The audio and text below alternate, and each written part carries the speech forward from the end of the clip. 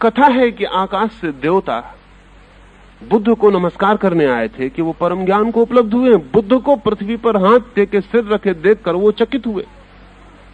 उन्होंने पूछा कि तुम और किसको नमस्कार कर रहे हो, क्योंकि हम तो तुम्हें नमस्कार करने स्वर्ग से आते हैं और हम तो नहीं जानते कि बुद्ध भी किसी को नमस्कार करे, ऐसा कोई है। बुद्ध तो आखिरी बात है। तो बुद्ध ने आंखें खोली और बुद्ध ने कहा, जो भी घटित हुआ है उसमें मैं अकेला नहीं, सारा विश्व। तो इस सबको धन्यवाद देने के लिए सिर टेक दिया है। ये एसेंशियल एस्ट्रोलॉजी से बंधी हुई बात है। सारा जगत, इसलिए बुद्ध अपने भिक्षुओं से कहते थे कि जब भी तुम्हें कुछ भी भीतरी आनंद मिले तत्क्षण अनुग्रहित हो जाना समस्त जगत के, क्योंकि तुम अकेले नहीं हो। अगर सूरज ना निकलता, अगर चांद ना निकलता, अगर एक रत्ती भर भी घटना और घटी होती तो तुम्हें यह नहीं होने वाला था जो हुआ है। माना कि तुम्हें हुआ है, लेकिन सबका हाथ है, सारा जगत उसमें इकट्ठा है। एक कॉस्मिक जागतिक अंतर संबंध का नाम ज्योतिष है। तो बुद्ध ऐसा नहीं कहेंगे कि मुझे हुआ है। बुद्ध इतने कहते हैं कि जगत को मेरे मध्य हुआ है। ये जो घटना घटी है एनलाइटनमेंट की, ये जो प्रकाश का आविर्भाव हुआ है, ये जगत ने मेरे बहाने जाना है। मैं सिर्फ एक बहाना हूं, एक क्रॉस रोड जहां सारे जगत के रास्ते आके मिल गए। कभी आपने ख्याल किया कि चौराहा बड़ा भारी होता है, लेकिन चौराहा अपने में कुछ नहीं होता। वो जो चार रास्ते आके मिले होते हैं, उन चारों को हटा लें तो चौराहा विदा हो जाता है। हम सब क्रिस क्रॉस पॉइंट्स हैं, जहां जगत की अनंत शक्तियां आके एक बिंदु को काटती हैं, वहां व्यक्ति निर्मित हो जाता है, इंडिविजुअल बन जाता है।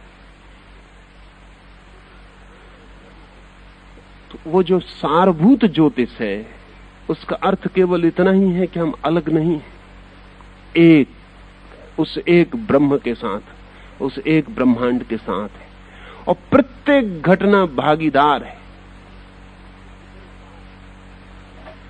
तो बुद्ध ने कहा है कि मुझसे पहले जो बुद्ध हुए हैं उनको नमस्कार करता हूं, और मेरे बाद जो बुद्ध होंगे उनको नमस्कार करता हूं।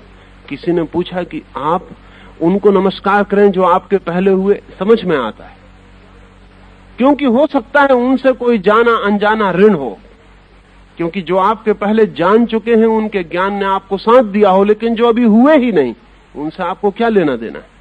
उनसे आपको कौन सी सहायता मिली? तो बुद्ध ने कहा, जो हुए हैं उनसे भी मुझे सहायता मिली है, जो अभी नहीं हुए हैं उनसे भी मुझे सहायता मिली है। क्योंकि जहां मैं खड़ा हूं वहां अतीत और भविष्य एक हो गए हैं।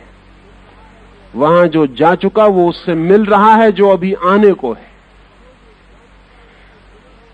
वहां जो जा चुका उससे मिलन हो रहा है उसका जो अभी आने को है। वहां सूर्योदय और सूर्यास्त एक ही बिंदु पर खड़े हैं।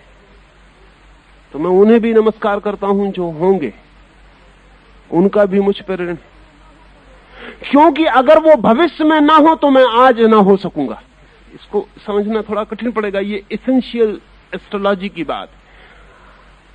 कल जो हुआ है अगर उसमें से कुछ भी खिसक जाए तो मैं ना हो सकूंगा, क्योंकि मैं एक श्रृंखला में बंधा हूं। ये समझ में आता है। अगर मेरे पिता ना हो जगत में तो मैं ना हो सकूंगा, ये समझ में आता है। क्योंकि एक कड़ी अगर विदा हो जाएगी तो मैं नहीं हो सकूंगा।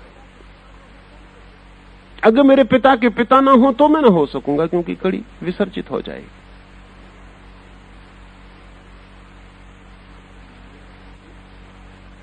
लेकिन मेरा भविष्य अगर उसमें कोई कड़ी ना हो तो मैं ना हो सकूंगा, समझना बहुत मुश्किल पड़ेगा, क्योंकि उससे क्या लेना देना, मैं तो हो ही गया हूं। लेकिन बुद्ध कहते हैं कि अगर भविष्य में भी जो होने वाला है वो ना हो तो मैं ना हो सकूंगा, क्योंकि भविष्य और अतीत दोनों के बीच की मैं कड़ी हूं। कहीं भी कोई बदलाहट होगी तो मैं वैसे नहीं हो सकूंगा जैसा हूं। कल ने भी मुझे बनाया, आने वाला कल भी मुझे बनाता। यही ज्योतिष है। बीता कल ही नहीं, आने वाला कल भी, जा चुका नहीं, जो आ रहा है वो भी, जो सूरज पृथ्वी पर उगे वो नहीं, जो उगेंगे वो भी भागीदार हैं। वो भी आज के क्षण को निर्मित कर रहे हैं, क्योंकि जो वर्तमान का क्षण है ये हो ही ना सकेगा अगर भविष्य का क्षण इसके आगे ना खड़ा हो। उसके सहारे ही ये हो पाता है। हम सबके हाथ भविष्य के कंधे पर रखे हुए, हम सबके पैर अतीत के कंधों पर पड़े हुए, हम सबके हाथ भविष्य के कंधों पर रखे हुए। नीचे तो हमें दिखाई पड़ता है कि अगर मेरे नीचे जो खड़ा है वो ना हो तो मैं गिर जाऊंगा, लेकिन भविष्य में मेरे जो फैले हाथ हैं, वो जो कंधों को पकड़े हुए हैं, अगर वो भी ना हो तो भी मैं गिर जाऊंगा। जब कोई व्यक्ति अपने को इतनी आंतरिक एकता में अतीत और भविष्य के बीच जुड़ा हुआ पाता है, तब वो ज्योतिष को समझ पाता, तब ज्योतिष धर्म बन जाता है, तब ज्योतिष अध्यात्म हो जाता है। और नहीं तो वो जो नॉन एसेंशियल है, गैर जरूरी है, उससे जुड़ के ज्योतिष सड़क की मदारीगिरी हो जाता है, उसका फिर कोई मूल्य नहीं रह जाता। श्रेष्ठतम विज्ञान भी जमीन पर पड़ के धूल की कीमत के हो जाते हैं। हम उनका क्या उपयोग करते हैं, इस पे सारी बात निर्भर है।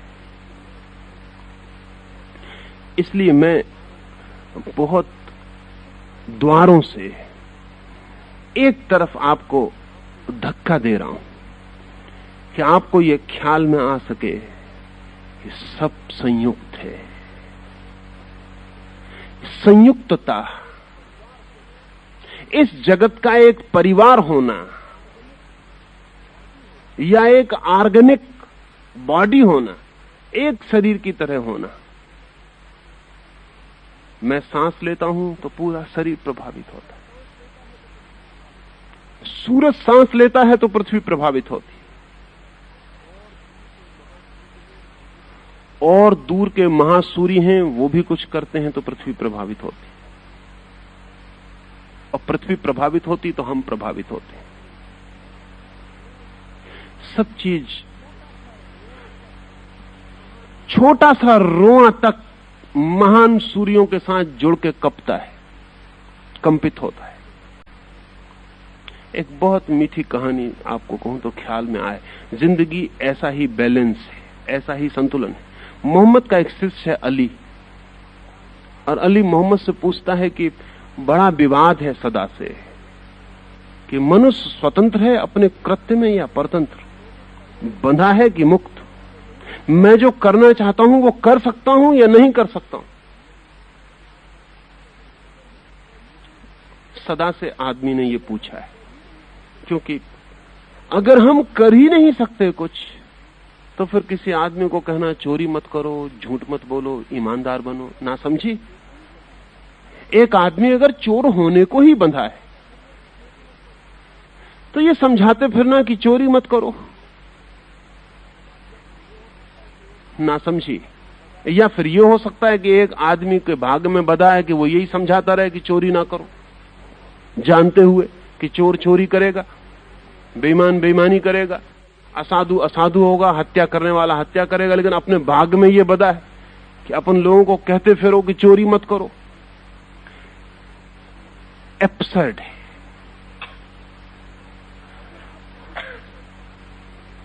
अगर सब सुनिश्चित है तो समस्त शिक्षाएं बेकार है। सब प्रोफेट और सब पैगंबर और सब तीर्थंकर व्यर्थ है।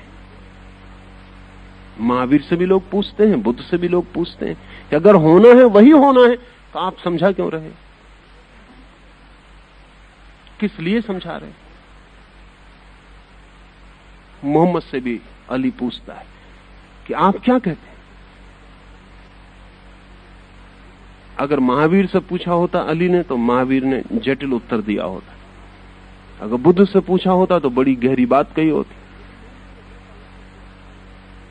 लेकिन मोहम्मद ने वैसा उत्तर दिया जो अली की समझ में आ सकता था। कई बार मोहम्मद के उत्तर बहुत सीधे और साफ है। अक्सर ऐसा होता है, जो लोग कम पढ़े लिखे हैं, ग्रामीण हैं, उनके उत्तर सीधे और साफ होते हैं, जैसे कबीर के या नानक के या मोहम्मद के या जीसस के। बुद्ध और महावीर के और कृष्ण के उत्तर जटिल है। वो संस्कृति का मक्खन है। कबीर तो कहते ही हैं, कबीरा खड़ा बाजार में लिए लुकाठी हाथ, लठ लिए बाजार में खड़े, कोई आए हम उसका सिर खोल दें। मोहम्मद ने कोई बहुत मेटाफिजिकल बात नहीं की। मोहम्मद ने कहा, अली एक पैर उठा के खड़ा हो जा। अली ने कहा कि हम पूछते हैं कि कर्म करने में आदमी स्वतंत्र है कि परतंत्र। मोहम्मद ने कहा, तू पहले एक पैर उठा। अली बेचारा एक पैर, बायां पैर उठा के खड़ा हो गया। मोहम्मद ने कहा, अब तू दायां भी उठा ले। अली ने कहा, आप क्या बातें करते हैं? तो मोहम्मद ने कहा कि अगर तू चाहता पहले तो दायां भी उठा सकता था, अब नहीं उठा सकता।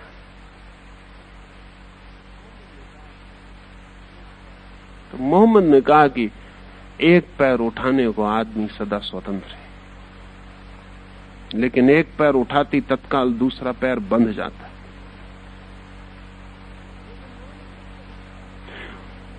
वो जो नॉन एसेंशियल हिस्सा है हमारी जिंदगी का, जो गैर जरूरी हिस्सा है, उसमें हम पूरी तरह पैर उठाने को स्वतंत्र हैं, लेकिन ध्यान रखना उसमें उठाए गए पैर भी इसेंशियल हिस्से में बंधन बन जाते। वो जो बहुत जरूरी है वहां भी फंसाव पैदा हो जाता है। गैर जरूरी बातों में पैर उठाते हैं और जरूरी बातों में फंस जाते हैं। मोहम्मद ने कहा कि तू उठा सकता था पहला पैर भी, दायां भी उठा सकता था, कोई मजबूरी न थी, लेकिन अब चूंकि तू बायां उठा चुका है इसलिए अब दायां उठाने में असमर्थता हो गई। आदमी की सीमाएं हैं, सीमाओं के भीतर स्वतंत्रता है। स्वतंत्रता सीमाओं के बाहर नहीं है।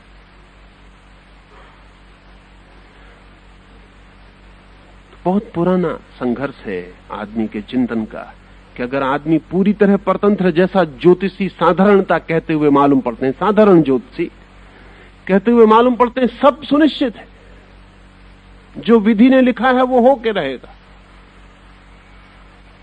तो फिर सारा धर्म व्यर्थ हो जाता है। और या फिर जैसा कि तथाकथित तर्कवादी, बुद्धिवादी कहते हैं कि सब स्वच्छंद है, कुछ बंधा हुआ नहीं, कुछ होने का निश्चित नहीं है, सब अनिश्चित है, तो जिंदगी एक क्यास और एक अराजकता और एक स्वच्छंदता हो जाती। फिर तो यह भी हो सकता है कि मैं चोरी करूं और मोक्ष पा जाऊं, हत्या करूं और परमात्मा मिल जाए, क्योंकि जब कुछ भी बंधा हुआ नहीं है और किसी भी कदम से कोई दूसरा कदम बंधता नहीं है, और जब कहीं भी कोई नियम और सीमा नहीं है, वो कहता है सब बंधा हुआ है, कुछ इंच भर यहां वहां नहीं हो सकता। वो भी गलत कहता है। और दूसरी तरफ तर्कवादी है, बुद्धिवादी है, वो कहता है किसी चीज का कोई संबंध नहीं है, कुछ भी घट रहा है संयोगिक है, चांस, कोइंसिडेंस है, संयोग है, यहां कोई नियम नहीं है, सब अराजकता है। वो भी गलत कहता है, यहां नियम है, क्योंकि वो बुद्धिवादी कभी बुद्ध की तरह आनंद से भरा हुआ नहीं मिलता। वो बुद्धिवादी धर्म और ईश्वर को और आत्मा को तर्क से इंकार तो कर लेता है, लेकिन कभी महावीर की प्रसन्नता को उपलब्ध नहीं होता। जरूर महावीर कुछ करते हैं जिससे उनकी प्रसन्नता फलित होती है, और बुद्ध कुछ करते हैं जिससे उनकी समाधि निकलती है, और कृष्ण कुछ करते हैं जिससे उनकी बांसुरी के स्वर अलग है। स्थिति तीसरी है, और तीसरी स्थिति यह है कि जो बिल्कुल सारभूत है, जो अंतरतम है, वो बिल्कुल सुनिश्चित है। जितना हम अपनी केंद्र की तरफ आते हैं उतना निश्चय के करीब आते हैं। जितना हम अपनी परिधि की तरफ, सर्कमफ्रेंस की तरफ जाते हैं, उतना संयोग के करीब जाते हैं। जितना हम बाहर की घटना की बात कर रहे हैं, उतनी संयोगिक बात है। जितनी हम भीतर की बात कर रहे हैं, उतनी ही नियम और विज्ञान पर उतनी ही सुनिश्चित बात हो जाए। दोनों के बीच में भी जगह है जहां बहुत रूपांतर होते हैं, जहां जानने वाला आदमी विकल्प चुन लेता है, नहीं जानने वाला अंधेरे में वही चुन लेता है जो भाग्य, जो अंधेरा, जो संयोग उसको पकड़ा देता है। 3 बातें हुई। ऐसा क्षेत्र है जहां सब सुनिश्चित है, उसे जानना सारभूत ज्योतिष को जानना है। ऐसा क्षेत्र है जहां सब अनिश्चित है, उसे जानना व्यवहारिक जगत को जानना है। और ऐसा क्षेत्र है जो दोनों के बीच में है, उसे जानकर आदमी जो नहीं होना चाहिए उससे बच जाता है, जो होना चाहिए उसे कर लेता है। और अगर परिधि पर और परिधि और केंद्र के मध्य में आदमी इस भांति जिए कि केंद्र पर पहुंच पाए, तो उसकी जीवन की यात्रा धार्मिक हो जाती। और अगर इस भांति जिए कि केंद्र पर कभी ना पहुंच पाए, तो उसके जीवन की यात्रा अधार्मिक।